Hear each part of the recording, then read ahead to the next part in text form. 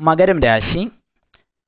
ഉത്രാടം നക്ഷത്രത്തിന്റെ അവസാന മുക്കാൽ ഭാഗവും തിരുവോണവും അവിട്ടം നക്ഷത്രത്തിന്റെ ആദ്യ പകുതിയും ഉൾച്ചേർന്നിരിക്കുന്നതായ മകരം രാശിക്കാർക്ക് വ്യാഴം 2015 ജൂലൈ മാസം 14 തീയതി വരെ 7-ാം ഭാവത്തിലും അതിനു മേൽ അഷ്ടമസ്ഥാനത്തിലും, ശനി 2014 നവംബർ 2 വരെ 10-ാം ഭാവത്തിലും അതിനുശേഷം സർവാഭീഷ്ട രാശിയിലും, രാഹു 9-ലും കേതു 3-ാം ഭാവത്തിലുമാകിയാൽ ഈ വർഷം പൊതുവെ ഗുണകരമായിരിക്കും.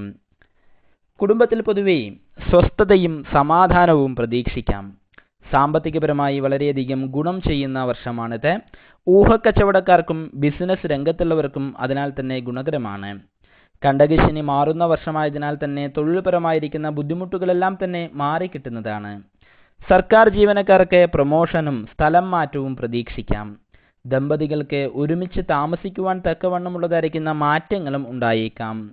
ദാമ്പത്യ സൗഖ്യം, സന്താന ശ്രേയസ് തുടങ്ങിയ ഗുണങ്ങൾക്കൊപ്പം തന്നെ വാഹനപരമായും ഭൂമിപരമായും അഭിവൃദ്ധികളും പ്രതീക്ഷിക്കാം. വിദേശത്തേക്ക് ജോലിക്ക് ശ്രമിക്കുന്ന വ്യക്തികൾക്കും വളരെയധികം അനുകൂലമാണ്. പക്ഷേ ചില സൗഹൃദ ബന്ധങ്ങൾ തകരാനും അതുവഴി സാമ്പത്തിക നഷ്ടങ്ങൾ ഉണ്ടാകുവാനും ഇടയുണ്ട്. പൊതുരംഗത്ത് പ്രവർത്തിക്കുന്ന വ്യക്തികൾക്കും ചികിത്സാ രംഗത്തുള്ളവർക്കും ഗുണപ്രദമായിരിക്കുന്ന സമയമാണ്. മറ്റുള്ള വ്യക്തികളുടെ കാര്യങ്ങളിൽ ഇടപെടുക നിമിത്തം വിഷമതകൾ വന്നു ചേർന്നേക്കാം. കൃഷി വ്യവസായ മേഖലയിൽ അപ്രതീക്ഷിതമായിരിക്കുന്ന ധനലാഭവും പ്രതീക്ഷിക്കാം.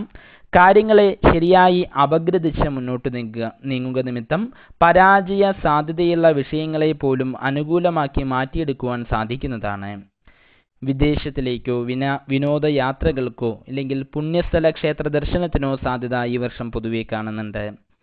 ദോഷപരിഹാരാർത്ഥമായി ഭഗവതിങ്കൽ കുങ്കുമാർച്ചന, ശ്രീസൂക്താർച്ചന, ത്രിമധുരം, രക്തപുഷ്പാഞ്ജലി എന്നീ വഴിപാടുകൾ മാസം പ്രതി ജന്മനക്ഷത്രം തോറും നടത്തിക്കുക.